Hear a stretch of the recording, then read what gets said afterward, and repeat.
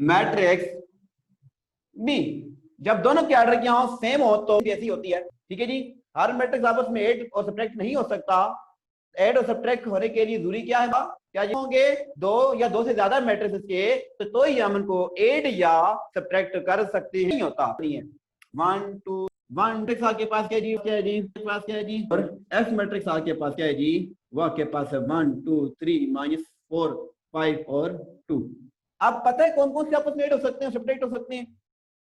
ए हो सकता है ऐड, पता है किसके साथ, जिसका ऑर्डर क्या है सेम हो। ए का ऑर्डर क्या है 2/2, इसका ऑर्डर कितना है 2/2, 2/2 है इसका ऑर्डर, 2/2। इसका भी कितना है 2/2। कैसे, दो रोज हैं ऐसे और दो कॉलम है, इस वजह से 2/2 है, पता आपको। चलो मैंने दोबारा बता दिया है।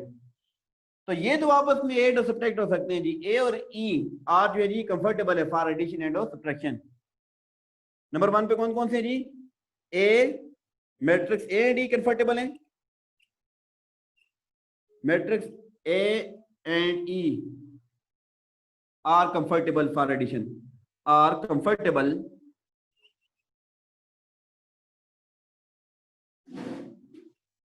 फॉर एडिशन और सब्ट्रैक्शन। सिमिलरली दूसरे नंबर पे और कौन सा जी कंफर्टेबल है, ये जो है ना ए बी के साथ ऐड नहीं हो सकता।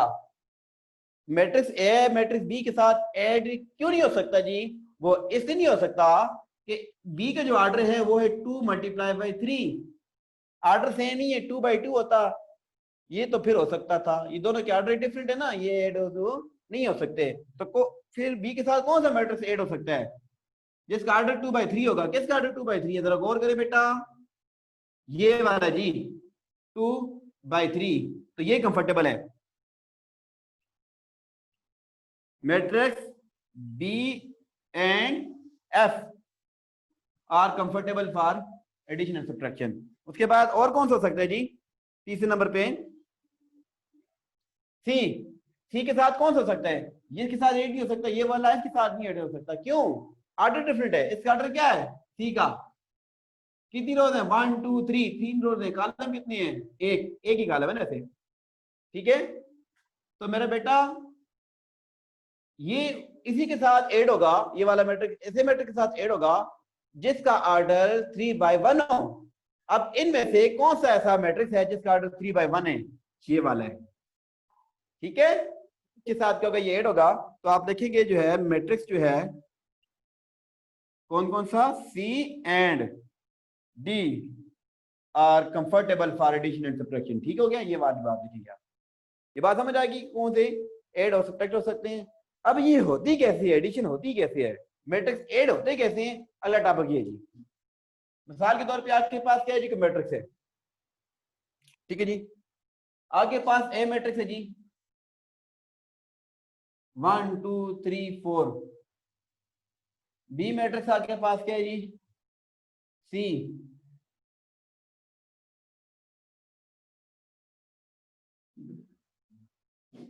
2 4 -1 3, ठीक है। सी मैट्रिक्स आपके पास क्या है जी 1 2। बी मैट्रिक्स आपके पास क्या है जी 1 -3। तो हमने क्या फाइंड करना है जी, हमें ये फाइंड करना है first of all A plus B find करते हैं। तो ए प्लस बी कैसे फाइंड होगा पता आपको, सबसे पहले ए की वैल्यू होगी, यहाँ पे प्लस फिर बी की वैल्यू होगी, ठीक है। तो देखते हैं कैसी होती है। ए की वैल्यू आप लिखिए मेरा बेटा 1 2 3 4, 2 4 -1 3। बेटा ये आपके पास क्या हो जाएगा जी 1 + 2 2 + 4 3 -1 4 + 3 3 6 2 7, ये आपका आंसर हो जाएगा, ठीक है। ये आपके पास है ए प्लस बी, ठीक हो गया बेटा। अब आगे चलते हैं जी।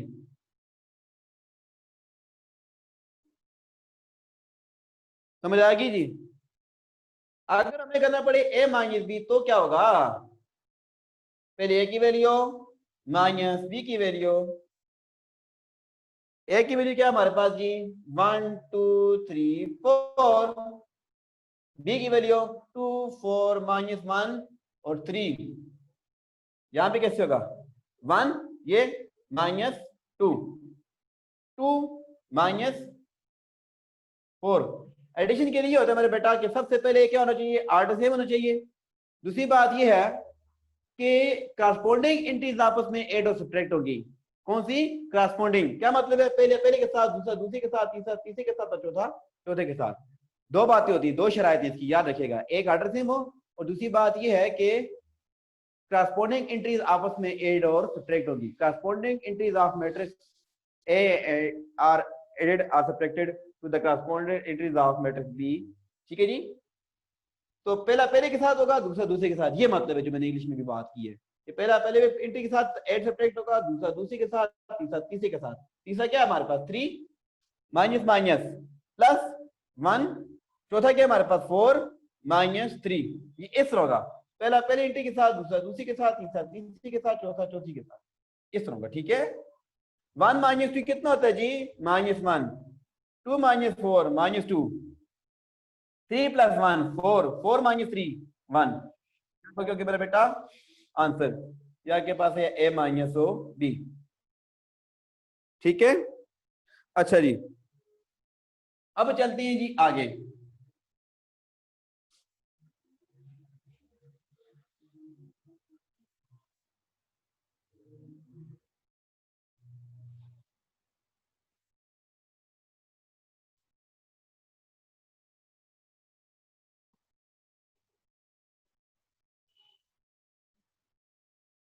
बेटा मेरी क्लास में को बड़ा मजा आने वाला है, बस आप दुआ करें कि इस नंबर बहुत जल्दी आ जाए, आप स्कूल में आ जाए, आपको इंशाल्लाह ताला सारी क्लासेस छोड़ देंगे लेकिन मेरी की क्लास नहीं छोड़ेंगे इंशाल्लाह।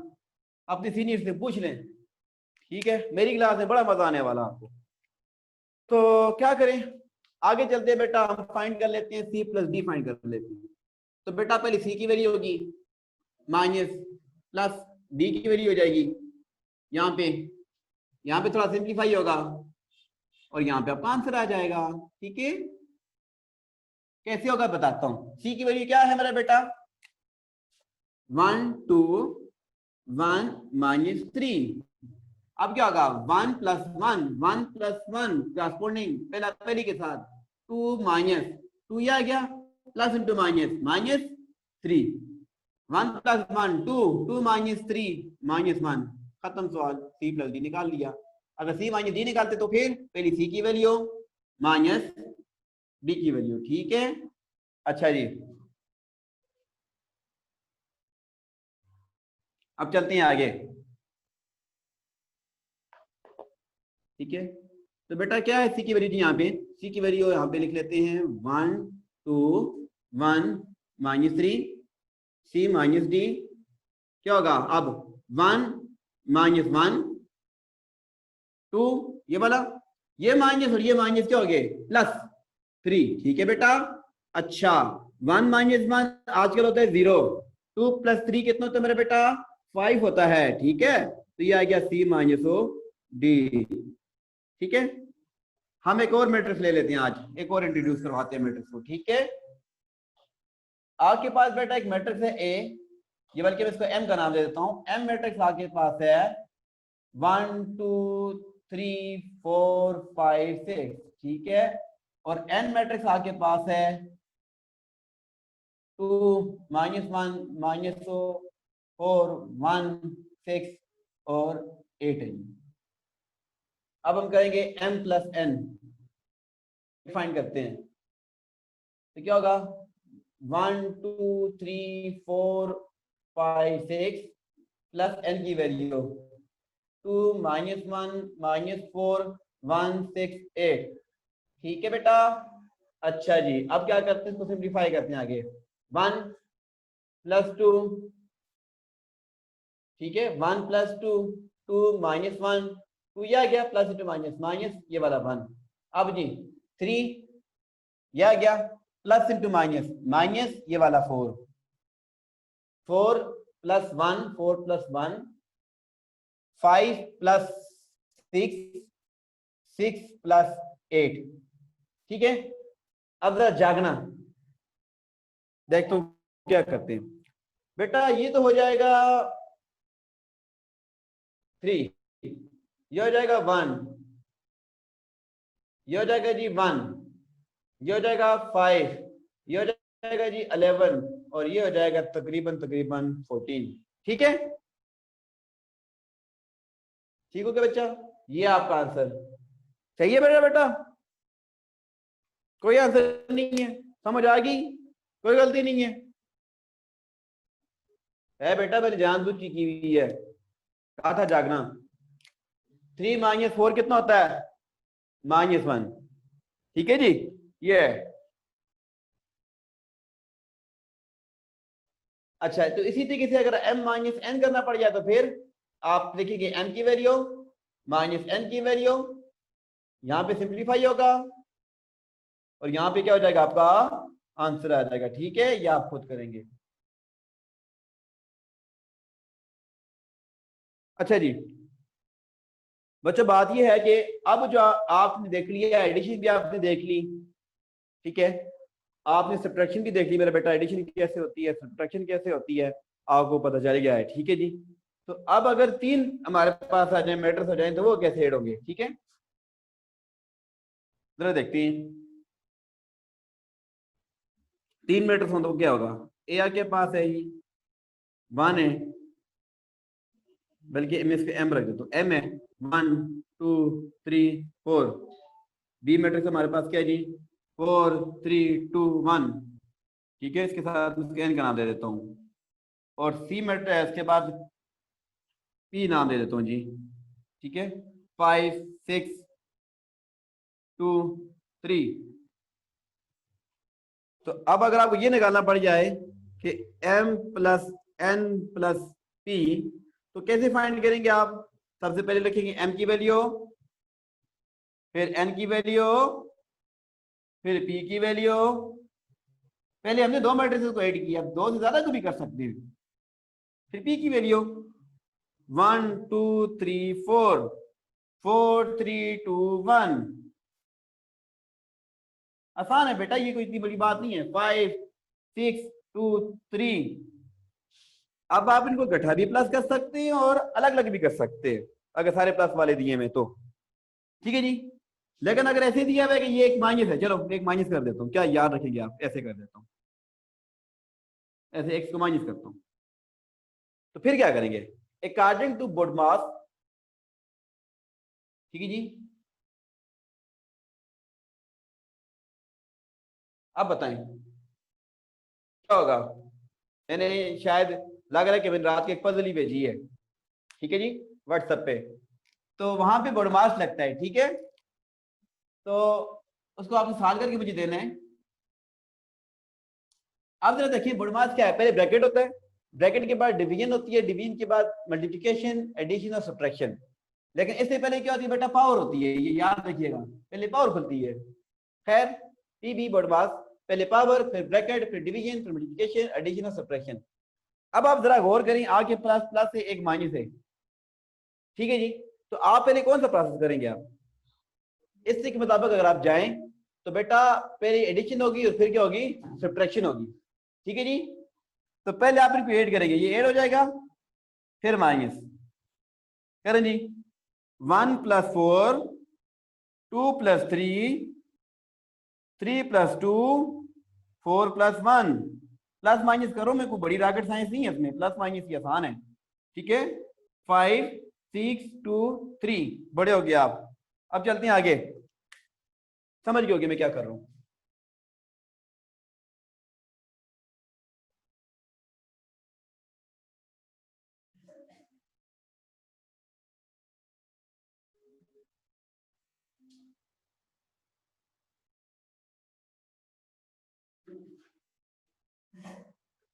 अच्छा जी,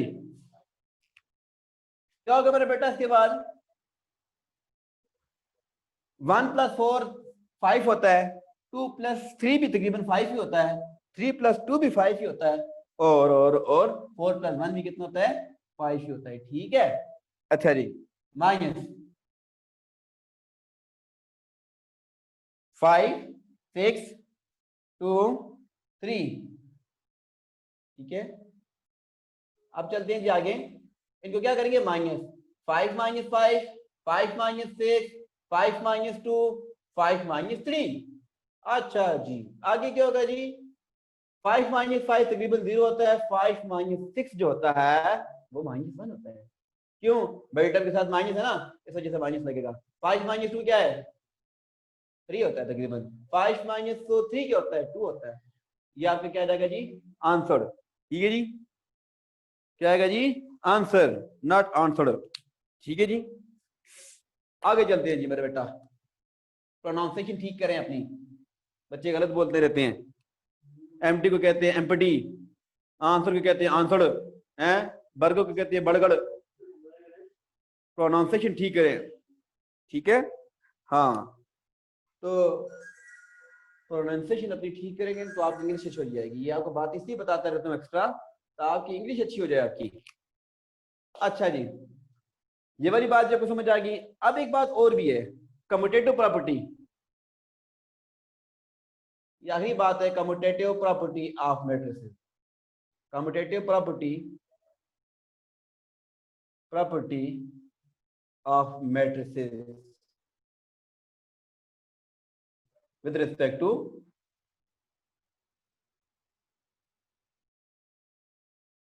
एडिशन। वो ये है जी, a प्लस बी जो है इक्वल होता है किसकी, बी प्लस ए के। ये होती है जी कम्यूटेटिव प्रॉपर्टी। आप a प्लस बी करेंगे, b प्लस ए करें, बात तो एक ही है। 2 प्लस 3 करेंगे, 3 प्लस 2 करें, बात तो एक ही है। कितना होता है 2 प्लस 3, 5, 3 प्लस 2 5, एक ही बात है। ये से कहते हैं commutative property. a plus B करो या b प्लस ए करो, बात एक ही है। एग्जाम्पल दे तो बात खत्म करता हूँ। देखो बेटा, आपके पास m की वैल्यू है जी हमारे पास 1 5 7 8। n की वैल्यू हमारे पास क्या है जी, ठीक है, -1 5 7 -8। ठीक है, अब मैं क्या निकालूंगा, m प्लस n निकालता हूं। ये शो करना है इक्वल है n प्लस m के, ये मैंने शो करना है। ठीक है, मैं इकट्ठा कर रहा हूँ, लेफ्ट हैंड साइड और राइट हैंड साइड करके भी कर सकता हूँ, लेकिन मैं क्या करूंगा, इकट्ठा, बल्कि लेफ्ट हैंड साइड ले लेता हूँ। चलो, आप भी क्या याद रखोगे, सर ने अलग अलग किया, इकट्ठा भी हो सकती है। ठीक है, तो पहले क्या है, ये लेफ्ट हैंड साइड क्या है, m प्लस n। m की वैल्यू निकालें आप, 1 5 7 8 प्लस n की वैल्यू -1 5 7 -8। ठीक है, इनको प्लस करें मेरा बेटा, क्या होगा, 1 -1 5 प्लस 5 7 प्लस 7 और 8 -8। अच्छा जी, क्या होगा आगे जी, ओके, 1 -1 0, 5 प्लस 5 10, 7 प्लस 7 14 और 8 -8 क्या होता है, 0। ठीक है, अब लेते हैं राइट हैंड साइड। क्या है right hand side, n plus m। ये करते हैं, तो पहले n की वैल्यू होगी, फिर प्लस m की वैल्यू होगी। n की वैल्यू बोले बेटा क्या है, n की वैल्यू है -1 5 7 -8। n की वैल्यू m की 1 5 7 8, उसकी वैल्यू भी लिख दी बेटा। अब इनको करेंगे ऐड, क्यों करेंगे भाई, प्लस ही करना है ना, लिखा हुआ है। -1 प्लस 1 5 प्लस 5